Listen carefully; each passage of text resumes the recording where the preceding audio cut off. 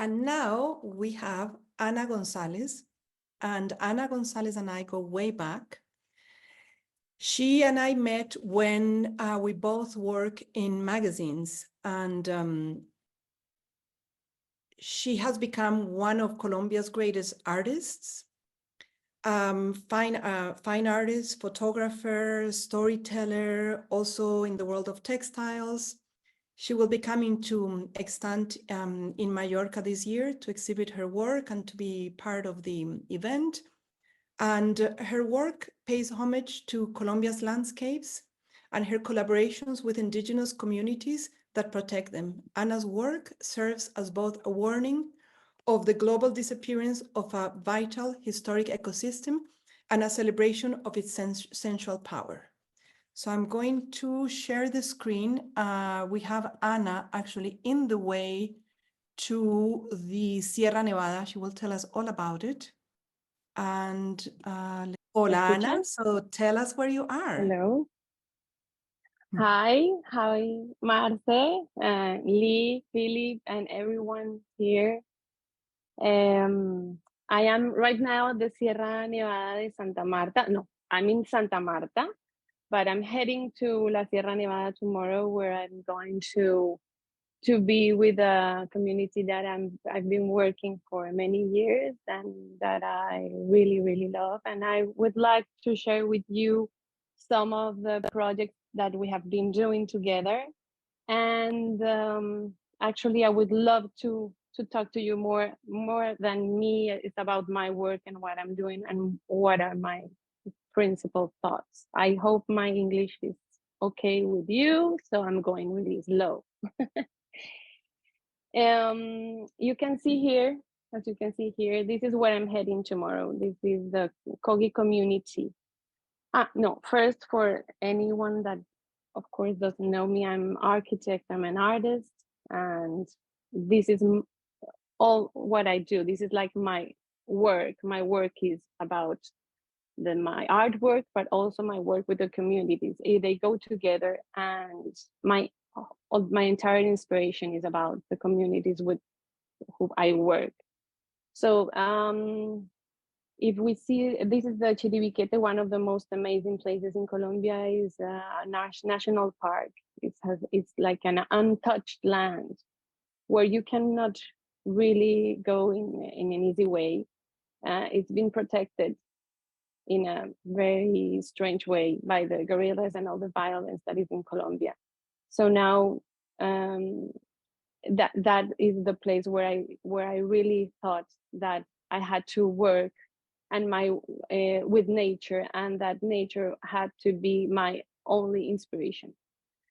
So in the next photograph, you see a Kogi woman, young woman, and that's where I'm heading. I said, this is one of the most important communities in Colombia because they have been protecting themselves like for thousands of years. I mean, this is a culture that has more than 8,000 years of history. They come before them. There were the Taironas that were in the coast of Colombia. Now I'm going to show you more or less where I am, because to have Wi-Fi, I have to be in a hotel. But then I'm going to show you like the Sierra and that. But they have preserved all their language, their crafts, but also their religion.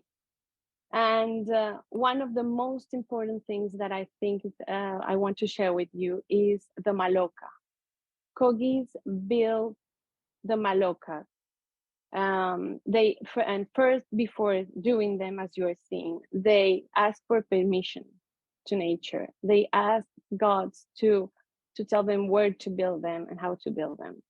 And this is for me has been a symbol as an architect, as an artist, is the symbol of this ephemeral architecture. You see the Mayas and the Incans and all of the civilizations have all these amazing constructions, and we wonder why we don't have these in Colombia, why we don't have these amazing structures if we have the same histories. Well, actually, I think there's a message that when you go and you talk, I've been traveling for many years and working with communities. When you listen to them, there's an incredible message, and it is that there's no place for ego. There is no place the idea is not to leave a trace.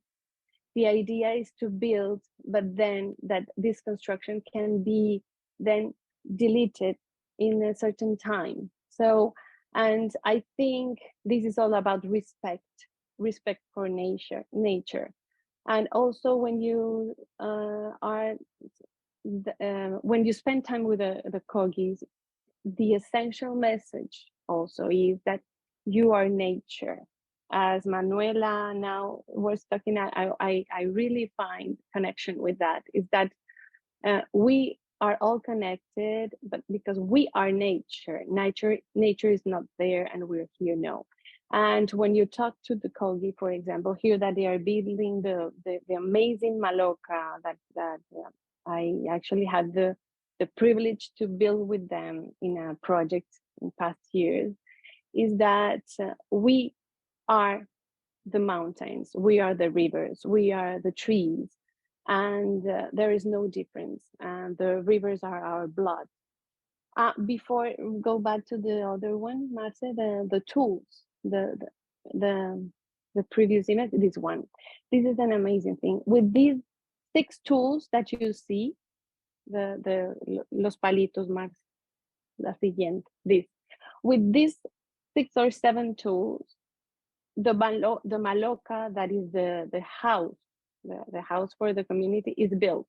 They just need this. With this, they build the maloca, and then so it is built from the earth, and it's honored, and then they live in it for a certain time, and then it destroys itself. These are the walls that are knit by the artisans. There are special artisans that build the wooden part. There are special artisans that build the walls. And these are the doors, for example, the doors of the maloca. And I want you to see, I don't know if you see closely, but this is how it is built in a few weeks. In a few weeks, praying, always, well, their prayers are like mambiando with coca. And mambiando, I don't know, Marce, if you can translate me, but mambear is like they take the coca. For them, the coca is a sacred plant, and then they mix it with limestone and other herbs, and it's all like what the indigenous communities in Peru used to be able to live in very high altitudes, but it's also to enter altered states of consciousness, such as meditative states and everything like that. So it's important, for the world to differentiate. This is nothing to do with cocaine. This is coca as a sacred plant that it's part of their world vision. Exactly. So if you go further in the images, you can see how it is built from zero, and then it goes again to the earth. So this is what it at the end is one of the most amazing constructions that I've ever seen, because it's really a symbol of what we should do right now, the respect for the nature. Here is like one of my visits to them.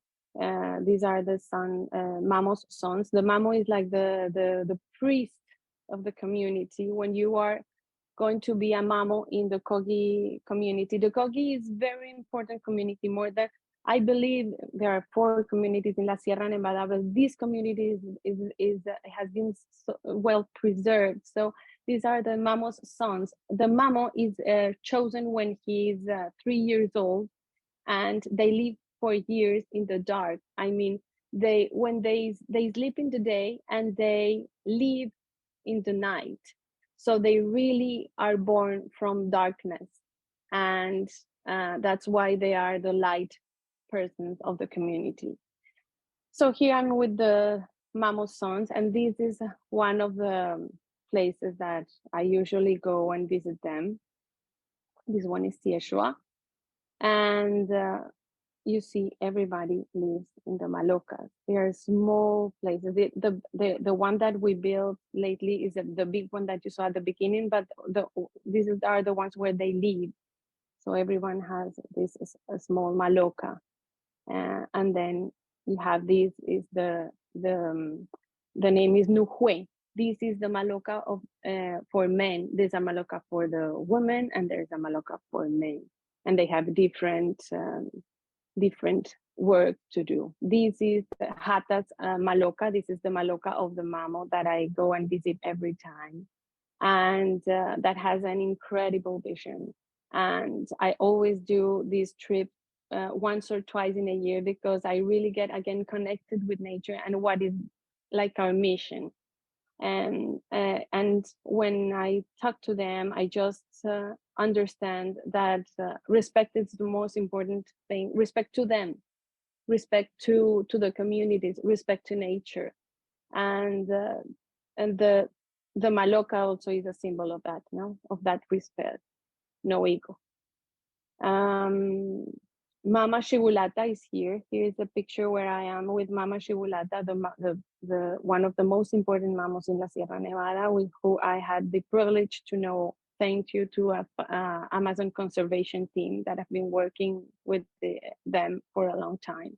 Mama Shibulata is the mamo that is in the center, and his sons. And I want you to look also to their dresses. This is their dress every day. They change dress, but it's the same. It's like when I went there with Rubén Afanador, the photographer, he said, and he has been photographing all the magazines, all the celebrities, all the designers in the world, and he was amazed because he said their look is fantastic. And why is fantastic? The energy they have, the connection to Earth. Mama Shibulata, he is the one that goes to the, ¿cómo se dice? Telar, The loom. Loom, the Yeah. loom, and he makes the dresses, the costumes, and the woman next. We can see I think next picture. The woman here is Hata. Hata is Mama Shibulata, the big chief, religious chief, and she is his wife. And so he makes her dress, and she makes his mochila.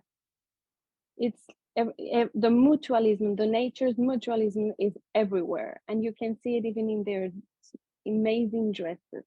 You see the circular vision of the world in their malocas. Here is a maloca with all the children of the community in Sechua. This photo was taken by Rubén Afanador, with who we did a book called Hijas del Agua. And here I paint the eagle, because the eagle is the animal that sees everything from above.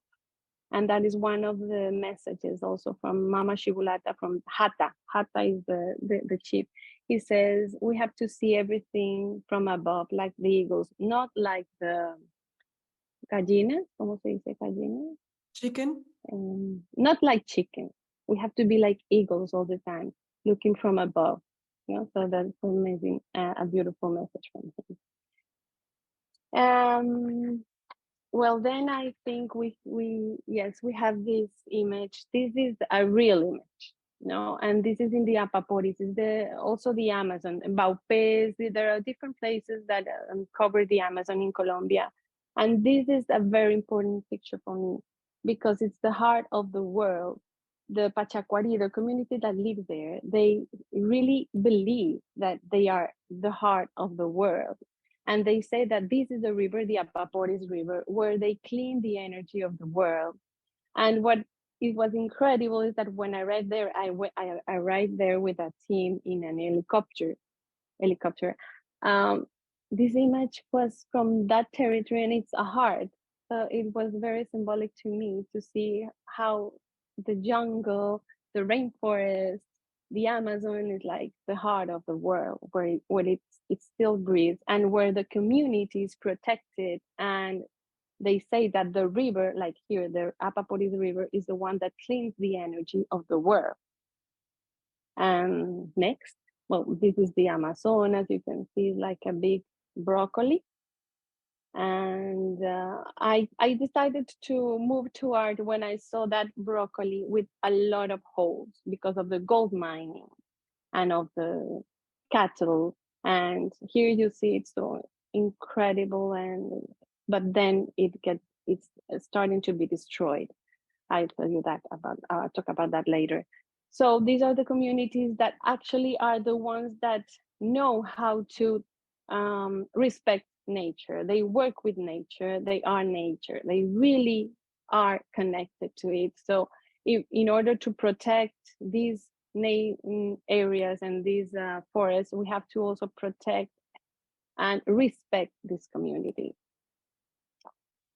And this is done, for example, this picture is taken, this is me in Choco, one of the most amazing places in Colombia that has been destroyed in many different ways. Like the rivers have been contaminated by mercury because of the gold mining, and the forests that have hundreds of years have been teared down because of the wood industry, of the mining, or the cattle, or the coca cultivation. So this is also a place, an incredible place. I take This is your my daughter. family. Yes, this is Emma, who is now in the pool because she's going to meet Mama Shibulata, the Kogi community tomorrow. And I put this here because for me, a very important thing is to travel around now in Colombia, but also to take the young generations to really see what is happening and to work with them. Here she was with me in Tribuga, place in Choco, where she worked with me painting the houses of the community, and she really learned a lot about taking care of the rainforests with the community of Tribuga. Next. Well, this is me in the Amazonas, and this is an amazing community with who I work. I've been working with them like, I don't know, 2 or 3 years. Misak community. Misak live in the south of Colombia, and Misak means the sons of the water. And it was very important for me and for Ruben to work in this community for the book Hijas del Agua, but also I stay in contact with them because of the richness of their crafts, the looms. They are the ones that take care of the water in the mountains. We have those mountains called páramos, which that is where the water is born, and then the water goes down to the rivers and then to the sea finally. But they are the protectors of the páramos, and you can see here the flowers that are amazing in that altitude.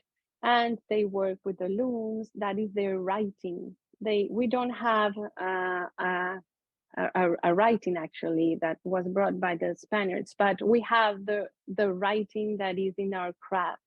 So it's important to preserve them, but to respect them, not to intervene them. Yeah, to respect them as they are, because the textiles are the texts that where they weave their past and their present. Exactly. It has to be respected in every way, in their colors, in the way. Look at the hat. The hat is cuarimpete, it's called, and it's an important part of their culture. This is the abundance or their markets. No, they come from a land that has everything. It has different levels of temperature, so they can grow anything they want. So it's abundance everywhere, but also it's the land of the coca, it's the cauca, and the coca is the base of the cocaine. So it's a land that is an in very violent place to be right now. but they are these traditions that we have to really be aware that exist. This is the páramo. This is where the water is born, they say, and this is where they keep protecting that. And here is from these travels and this connection to many communities. I just show you like two of them. I just go to my atelier where I decided to talk about this awareness, to talk about what is my mission here, is that to be like a voice and to talk about beauty, not about the violence or about what we have lost already, but to talk about we already have. So this is my work in the atelier. It's a feminine observation of the beauty. It talks about the feminine, the intuition, creativity, abundance, fertility. No philosophy, no reason. I just try to connect with nature, and then I go to my atelier and start to see what can I do for this awareness. So this is like the Choco, the one of the rainforests that I show you, and I start to think about what we are losing. And there is a phrase of Humboldt. Humboldt said that nature is like a big textile, and when you pull out from a thread, necessarily something happens in the other side. So little by little, we are tearing down nature. We are against nature. And so I'm doing this here. I little by little, thread by thread, I unravel the textile. So this is like in order that at the end I just have like a trace of what it was. What is next? Bueno, this is Tequendama, one of the most important falls in Colombia. It has a very important history, pre-Columbian history, a sacred place for the Muiscas, one of the indigenous communities of like from the beginning of this territory. The Muiscas had Tequendama as a sacred place. And what I do is that this textile like 20 meters long, and this was one in exhibition in Toledo in Spain where Marte was. And amazing this exhibition, is like Anna, because it was actually in a place that had an Sephardic loom in a church, correct? Yes, it has a Sephardic loom in a church, and a church that was built on thermals, Roman thermals. Yes, so it was before. It was like a place that was for dedicated for the water, for the Romans, like for Venus, for Aphrodite, Venus, and the water and the wine, etc. And then they built this church, San Felipe Neri Church, and this was like all tear down. So they found the ruins underneath, and then so I decided to do this big textile in honor to the water, to this Tequendama fall, like to this feminine, fertile goddess of the water. And when there is moving, so this is like my message is here. It's tearing down. So then the textile is